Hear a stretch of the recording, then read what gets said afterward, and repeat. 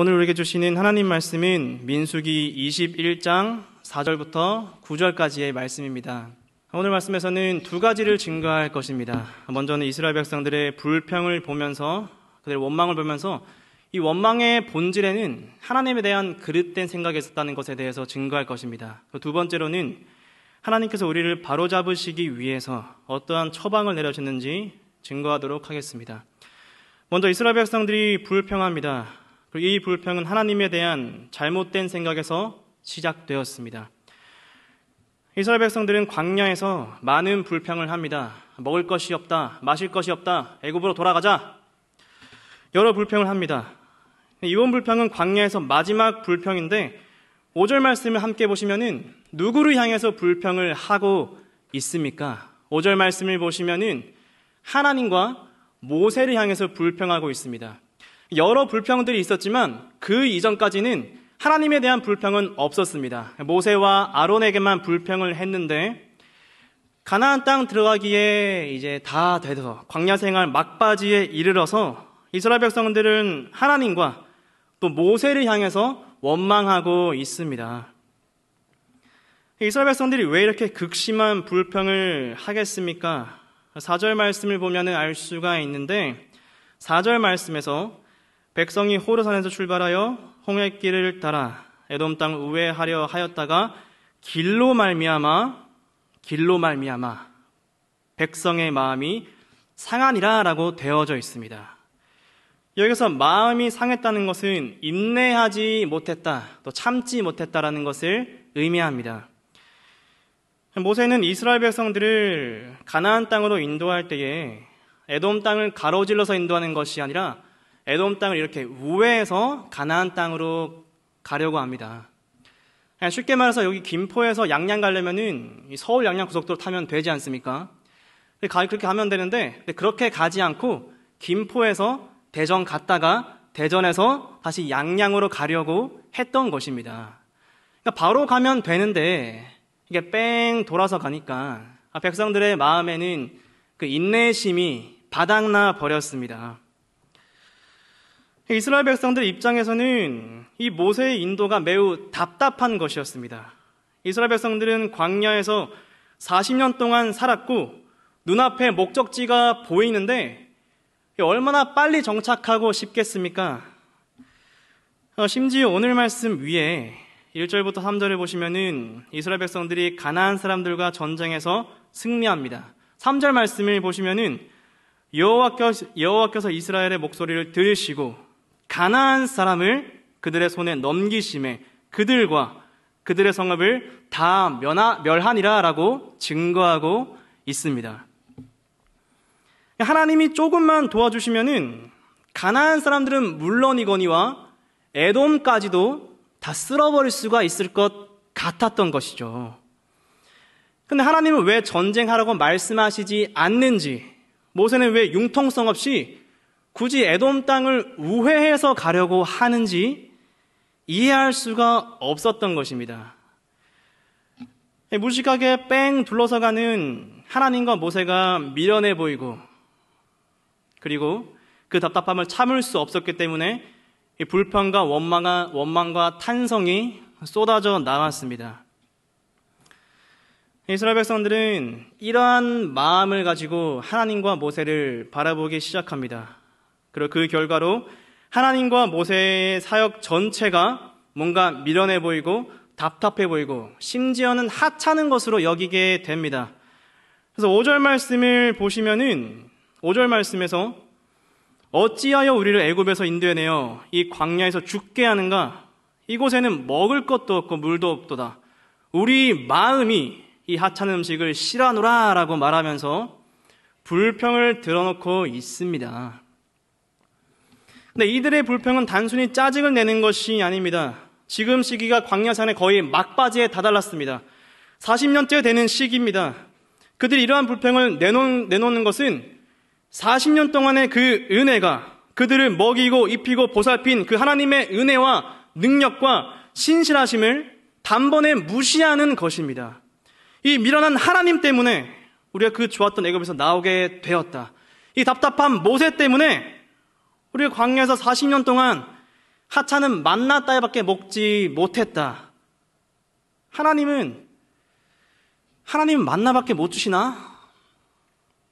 라고 이제 말을 하는 것입니다. 이스라엘 백성들은 40년 동안 하나님의 은혜로 살아왔습니다.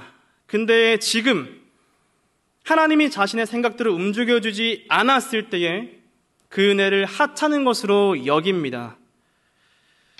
보통 이스라엘 백성들이 이렇게 불평을 하면은 그 이전까지는 하나님이 만나를 주시기도 하고 또 메추라기를 주시기도 하고 또 물을 또 주셨습니다.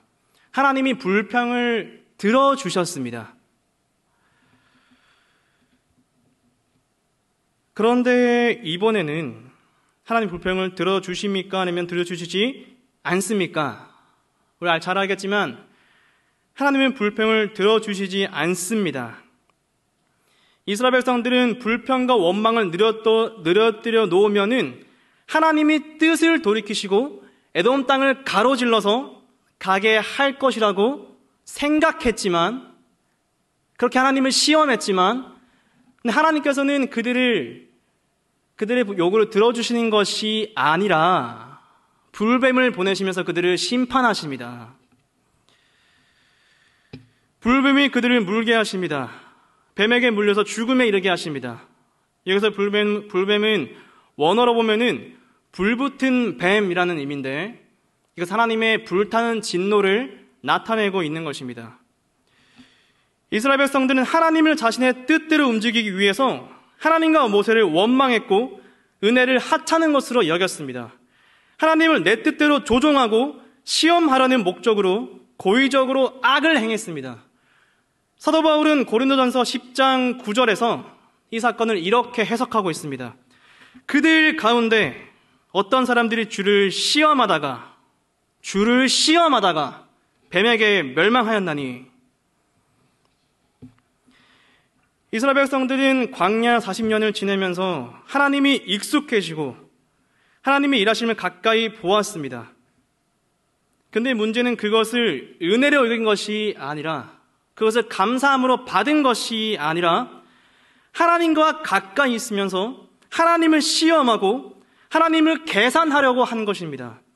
내가 이렇게 하면은 하나님이 이렇게 일하시겠지. 내가 이런 식으로 행동하면은 하나님이 이런 식으로 역사하겠지. 내가 이렇게 불평하면은 하나님 내 불평 들어주시겠지. 이런 식으로 하면서 하나님을 계산하고 하나님을 조종하고 하나님을 자신의 수단으로 여기려고 했던 것입니다. 이런 식으로 하나님을 계산하고 조정하고 수단으로 삼는 것은 하나님을 올바르게 섬기는 것이 아닙니다. 하나님을 이용해서 나를 섬기는 것이죠. 하나님이 중심이 아니라 내가 중심이 되는 모습을 가지고 있는 겁니다. 우리가 신앙생활을 오래 하면은 이 기독교라는 종교 생활에 익숙해질 때가 있습니다. 매주 주일날 예배 참석하고 적당히 봉사를 하고 교인들 만나서 인사하고 밥 먹고 이 집에 가는 루틴이 이제 생기게 됩니다. 그걸 몇십 년 동안 하면은 교회 생활 자체가 익숙해지고 내가 머릿속에 이제 계산을 하게 됩니다. 이런 봉사는 이렇게 하면 되겠다. 교회에 이런 일이 있으니까 이런 식으로 대처하면 되겠다. 이런 사람 만났으니까 이런 식으로 말하면 되겠다. 물론 이런 계산 자체가 나쁜 건 아닙니다. 그런데 우리가 종교 생활은 익숙해지고 또 계산할 수 있을지 모르겠지만 하나님에 대해서 익숙해지고 하나님을 계산하는 것은 다른 문제입니다. 내가 이렇게 기도하면은 하나님이 이렇게 일하시겠다. 내가 예배드리면은 하나님이 어떤 은혜를 베풀어 주시겠다. 오늘 설교 본문 대략 이런 내용이니까 이런 식으로 적용하면 되겠다. 대충 설교 내용은 이런 식으로 흘러가겠다. 라고 하면서 하나님이 익숙해지고 하나님을 계산하기 시작하는 겁니다. 근데 성경에서는 말이죠. 하나님이 그렇게 호락호락한 분이라고 증거하고 있지 않습니다. 하나님이 어디 계십니까? 하나님은 하늘에 계신 우리 아버지이십니다. 하나님이 하늘에 계시고 우리는 땅에 있습니다. 땅에 있는 우리들이 하나님을 조종하려고 하거나 하나님을 시험하려고 하거나 하나님을 계산하려고 하는 것은 우리는 해서도 안 되고 할 수도 없는 것입니다. 우리가 기도를 열심히 하고 봉사를 열심히 하면서 하나님을 내 뜻대로 움직이려고 하는 것은 하나님을 하늘에 계신 분이 아니라 땅에 있는 존재로 여기는 것입니다. 내가 하나님보다 더 높은 위치에서 하나님을 조종하려고 하는 것입니다. 이런 식으로 내가 신앙의 중심이 되어져 버리면은 그 사람의 마음이 하나님을 닮아갈 수가 있겠습니까? 내가 중심이 되어져 버리면은 내 뜻을 이루려고 하지 하나님의 뜻을 이루려고 하겠습니까? 내가 중심이 되어져 버리면은 하나님의 형상을 닮아갈 수가 있겠습니까? 신앙의 축이 나에게 있으면은 내가 신앙의 중심이 되어져 버리면은 우리는 성화될 수가 없습니다. 이스라엘 백성들이 광야에서 신앙생활을 40년 동안 했습니다. 근데 40년 동안 신앙생활 하면 뭐합니까? 하나님을 조종하려 드는데요. 신앙생활 오래 하면 뭐합니까? 하나님을 시험하려고 하는데요. 하나님을 계산하려 드는데요. 하나님께서는 불뱀을 보내시면서 하나님은 계산할 수 없는 분이고 조종할 수 없는 분이고 시험할 수 없는 분이라는 것을 보여주고 있는 겁니다. 우리의 신앙의 중심은 하나님이 되어야 됩니다. 우리의 신앙의 중심은 하나님이 되어야 됩니다. 물론 쉽지 않습니다. 우리의 성향 자체가 하나님의 중심이 아니에요. 우리의 성향 자체가 하나님에게서 벗어나려고 합니다. 그래서 오늘 말씀에서는 그에 대한 처방까지 알려주고 있습니다. 두 번째로 하나님께서는 불뱀을 통해서 처방을 해주십니다. 이스라엘 백성들이 불뱀에 물려 죽어가고 있을 때에 자신들의 죄를 깨닫게 됩니다. 그리고 모세에게 중보를 부탁합니다. 모세가 하나님에게 간구해서 자신을 살려달라고 부탁하죠. 모세는 백성들을 위해 하나님께 기도합니다. 이 뱀들이 떠나게 하소서. 하나님께서는 모세의 기도를 들어주십니다. 굉장히 자비롭게도 들어주십니다. 그리고 하나님은 모세에게 불뱀에 대한 처방을 내리십니다. 함께 8절 말씀을 읽도록 하겠습니다. 8절 말씀 함께 읽겠습니다. 시작. 여호와께서 모세에게 이르시되 불뱀을 만들어 장대 위에 매달아라. 물린 자마다 그것을 보면 살리라. 하나님의 처방은 단순합니다. 불뱀을 만들어서 장대 위에 매달고 그리고 그것을 보면은 살게 될 것이다 라고 말씀해 주십니다. 모세는 이 명령을 듣고 노스로 뱀을 만들어서 장대 위에 매답니다. 그리고 뱀에게 물린 사람들이 모세가 만든 노뱀을 보았을 때에 모두 살게 됩니다. 그냥 보기만 했는데 죽음에서 건짐받게 됩니다. 언뜻 보면 이 하나님의 처방이 단순하면서도 동시에 이것을 받아들이기에 굉장히 어리석은 행위처럼 보입니다. 심판의 도구였던 뱀이 구원의 도구가 되는 것은 매우 특이합니다. 뱀 때문에 죽어가고 있는데 다시 뱀을 보면 살게 되는 것은 하나님이 한편으로는 이스라엘 백성들을 조롱하려고 그러시는 것인지 그렇게 느껴지기도 합니다. 그러나 하나님께서는 그들을 조롱하시기 위해서 뱀을 보라고 말씀하신 것이 아닙니다. 하나님께서는 자신의 말을 믿고 순종하게 하시면서 이스라엘 백성들이 가지고 있던 모든 고정관념을 버리게 하는 것입니다. 하나님의 말씀을 듣고 믿고 순종하기를 바라시는 것입니다. 이해되지 않고 어리석은 행동처럼 보이더라도 그 말씀을 믿고 따르면은 구원을 얻게 될 것이고 그 길이 가장 안전한 길이고 하나님의 말씀대로 행하는 것이 가장 평안한 길이라는 것을 하나님 중심의 신앙생활을 알려주고 있는 겁니다. 그리고 하나님께서는 우리를 구원하실 때에도 또다시 이해되지 않는 방법을 사용하십니다. 몇천 년의 시간이 지난 후에 하나님께서는 우리들을 위해서 누구를 이 땅 가운데 보내주십니까? 이번에는 뱀을 보낸 것이 아니라 성자 하나님을, 우리와 같은 육체의 몸을 가지신 채로 하늘에서 이 땅으로 보내십니다. 예수님께서는 정말 능동적으로, 정말 자발적으로 온 몸과 마음을 다하여서 성부의 뜻을 행했습니다. 예수님은 오직 성부의 뜻만을 위해서 행동하고 말씀하셨습니다. 예수님의 말씀은 곧 성부의 말씀이었고, 예수님을 본 것은 성부 하나님을 본 것이고, 예수님을 믿는 것은 성부를 믿는 것이었습니다. 그런데 그분께서 니고데모와의 대화에서 굉장히 특이한, 그리고 이해할 수 없는 말씀을 하십니다. 요한복음 3장 14절 15절 말씀에 모세가 광야에서 뱀을 든 것 같이 인자도 들려야 하리니 이는 그를 믿는 자마다 영생을 얻게 하려 하심이니라. 예수께서는 광야에서 뱀이 들린 것 같이 자신도 들려야 한다고 말씀하십니다. 이 말씀은 예수님께서 십자가에 달리셔야 한다는 것을 나타내는 것이었습니다. 근데 십자가는 좋은 자리입니까? 아니면 나쁜 자리입니까? 나쁜 자리이지 않습니까? 십자가는 진노의 자리입니다. 하나님께 저주받는 자리입니다. 십자가는 하나님과 단절되는 자리입니다. 성부께서는, 아버지 하나님께서는 가장 의롭고 가장 거룩하고 성부의 뜻을 모두 행한 예수님에게 진노의 자리를 예비해 두셨습니다. 굉장히 기이하지 않습니까?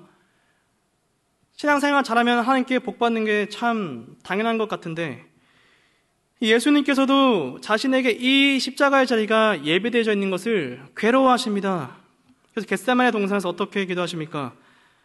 겟세마네 동산에서 예수께서는 아버지여, 만일 아버지의 뜻이거든 이 잔을 내게서 옮기시옵소서 라고 말씀하시고, 그리고 이어서 그러나 내 원대로 마시옵고 아버지의 원대로 되기를 원하나이다.